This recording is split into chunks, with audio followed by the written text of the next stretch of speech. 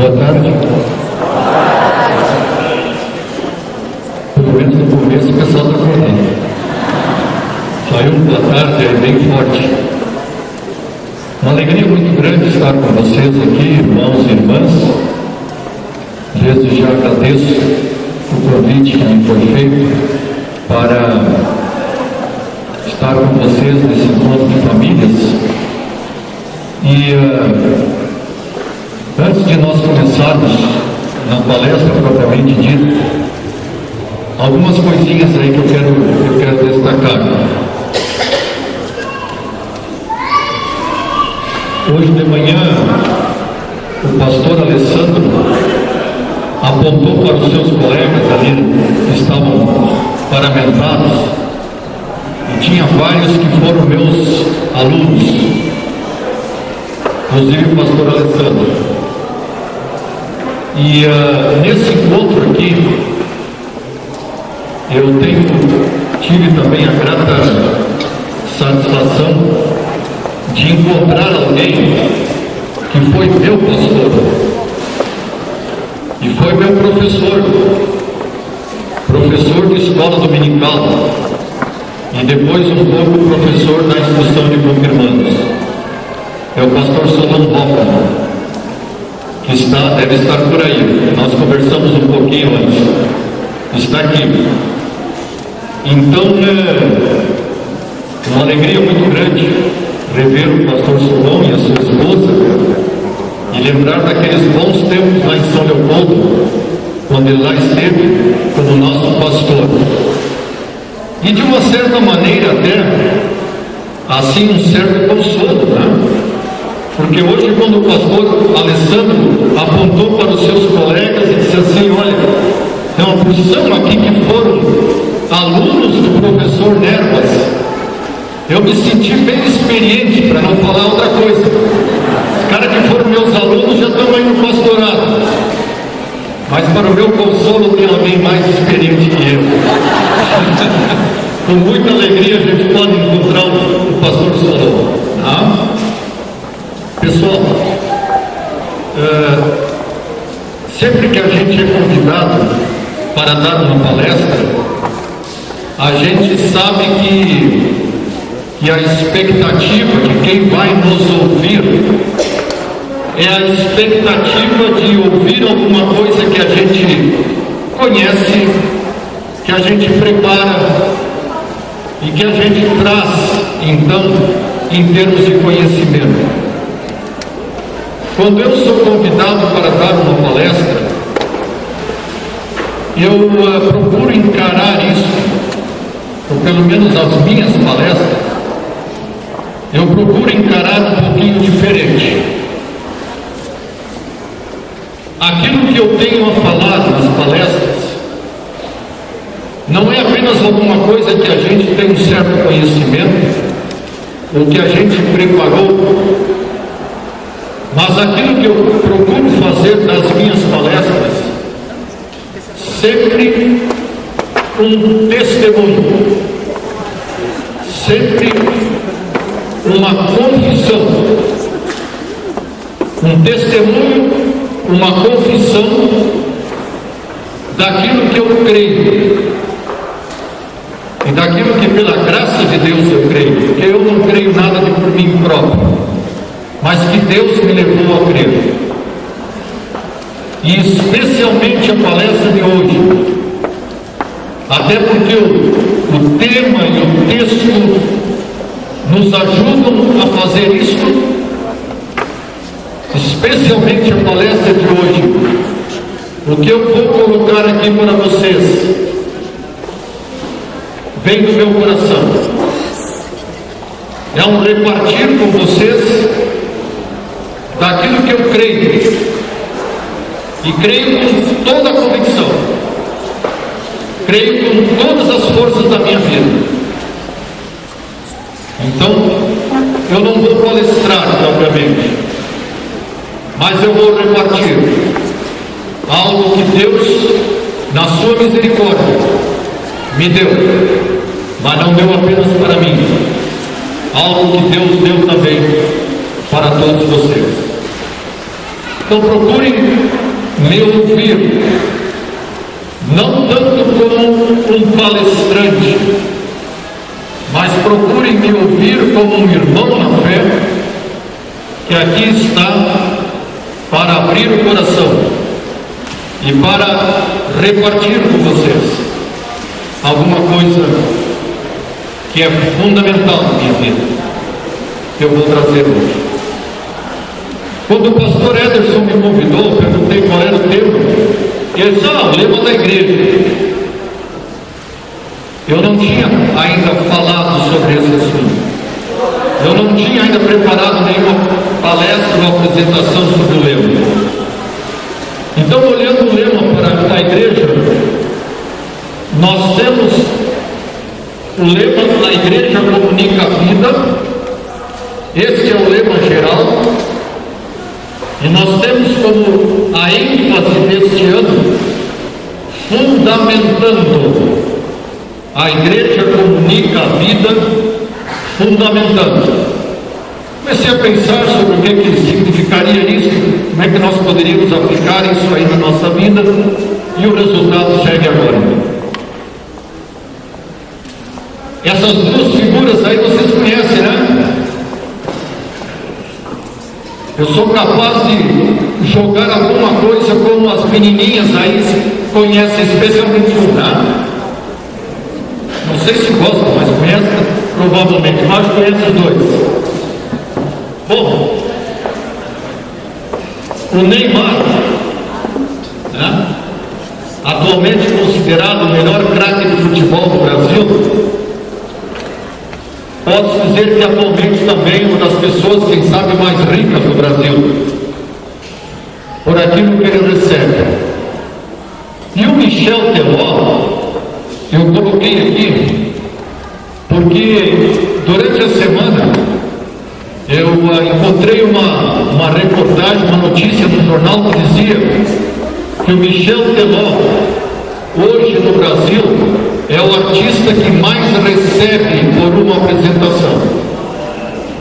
Bom, se ele é o cara que mais recebe por uma apresentação, e ele faz várias apresentações, então isso significa que ele deve ter algum bom dinheiro. Então, coloco os dois a título de introdução. O que é uma vida bem fundamentada? O que é uma vida bem fundamentada? Será que a vida do Neymar está bem fundamentada com todo o dinheiro que ele já ganhou e vai ganhar? Com toda a fama que ele já adquiriu e vai adquirir ainda? Será que a vida do Michel Teló é uma vida bem fundamentada, ganhando rios de dinheiro em cada apresentação? E tendo a seu dispor praticamente tudo que pode ser comprado pelo dinheiro? O que é uma vida bem fundamentada? Uma possível definição de uma vida bem fundamentada, tentei pensar como é que nós poderíamos definir de uma maneira simples o que é uma vida bem fundamentada. E uma possível definição está aqui: vida bem fundamentada é aquela que não pode ser desestabilizada por nada. É uma vida que está firme, uma vida que não pode ser abalada. Porque fundamentando vem de fundamento. Então, uma vida bem fundamentada é uma vida que está firme. Pode sacudir, pode chacoalhar, que ela continua firme. Ela está bem fundamentada. Talvez fosse para muitos aquela vida para a qual os outros olham e dizem, talvez alguns olham para o Michel Teló, outros olham para o Neymar e suspiram e dizem: isso é que é vida. O cara está com a vida mansa. Então, talvez para alguns, a vida bem fundamentada é aquela vida da qual nós podemos dizer: o cara está com a vida mansa, já conseguiu tudo que ele queria, já alcançou tudo que ele desejava. A sua vida é uma vida bem fundamentada. Talvez. Qualquer vida, e sem exceção, qualquer vida, ela sempre está em cima de um fundamento. Qualquer vida.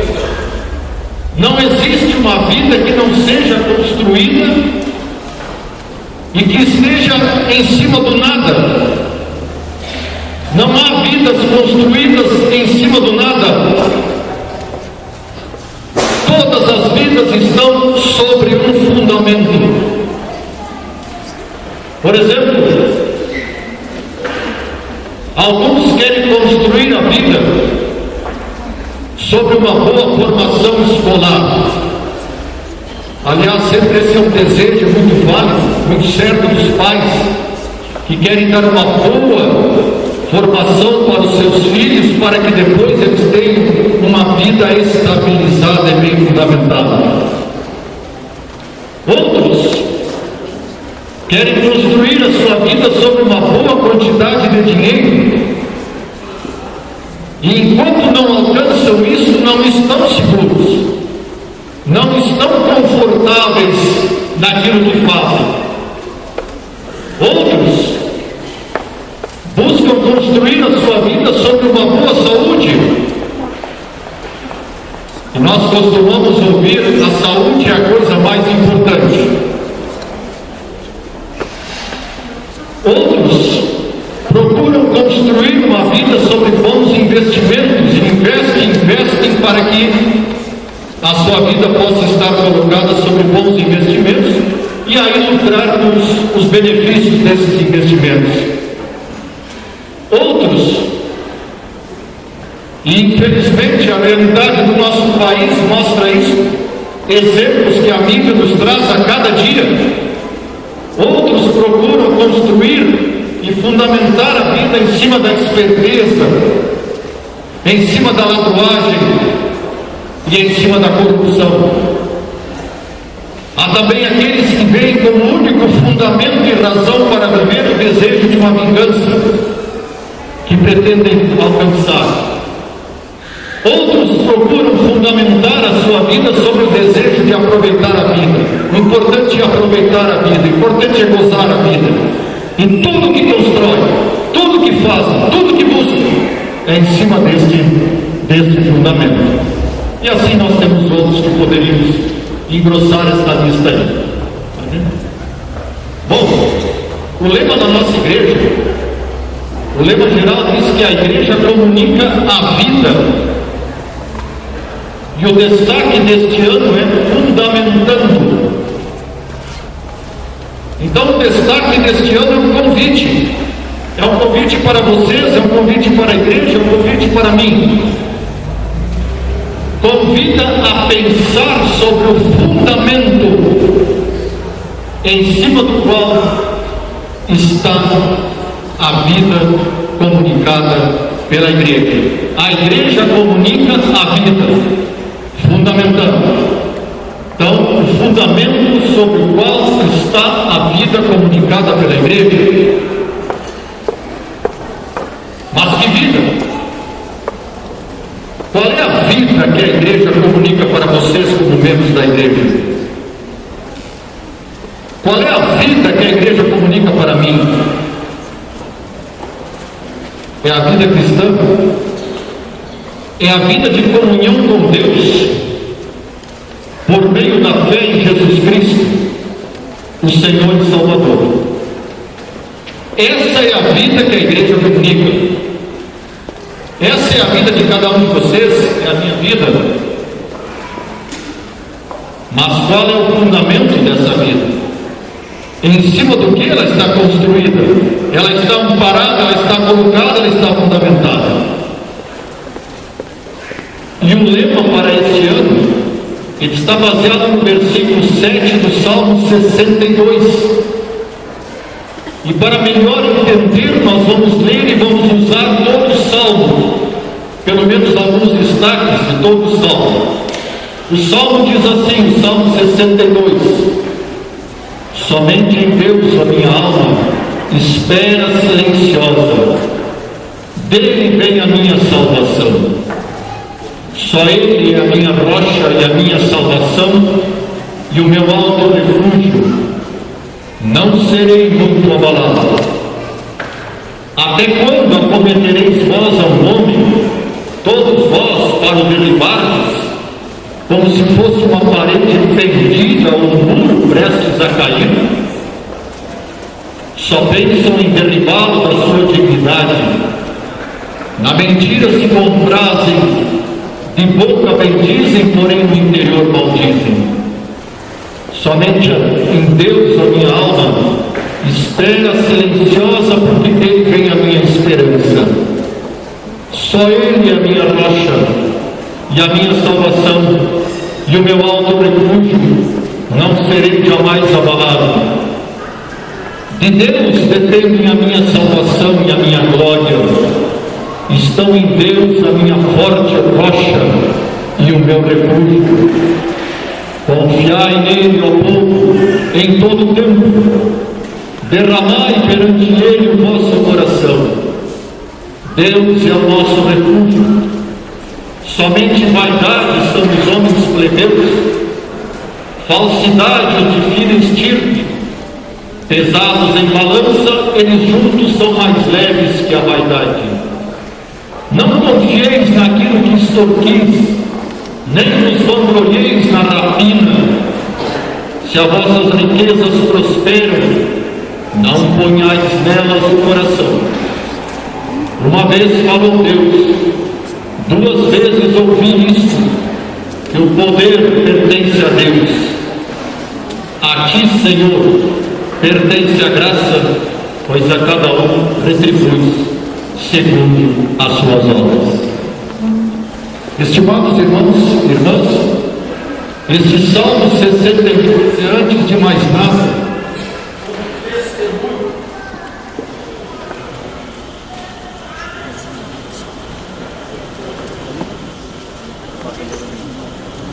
Salmo 62, como eu vi agora, o Salmo 62 é um testemunho de total confiança diante de Deus, mesmo diante dos ataques de Satanás e dos demais inimigos. É um testemunho transmitido por Davi, o rei Davi. E aquela confiança que Davi testemunha, aquela confiança toda em Davi existia por uma razão apenas: por causa do fundamento da sua vida. Davi tinha aquela confiança que ele testemunha no Salmo 62 por causa do fundamento da sua vida. A vida do rei Davi estava construída sobre um fundamento que lhe permitia confiar em Deus, o Senhor. Confiança em Deus é uma das coisas mais preciosas que Deus nos dá. Observe isso. Confiança em Deus é uma das coisas mais preciosas que Deus nos dá. Uma das maiores bênçãos que o Senhor nos dá. E a vida, a partir da confiança em Deus, ela é completamente diferente da vida sem a confiança no Senhor. Eu não sei o que seria da minha vida sem a confiança no Senhor. E estou dizendo isso para vocês com muita sinceridade. Às vezes até parece por um tempo que as pessoas que não confiam em Deus vivem melhor do que aqueles que confiam. Às vezes parece que aqueles que não confiam em Deus conquistam muito mais coisas do que aqueles que confiam. Ilusão, pura ilusão.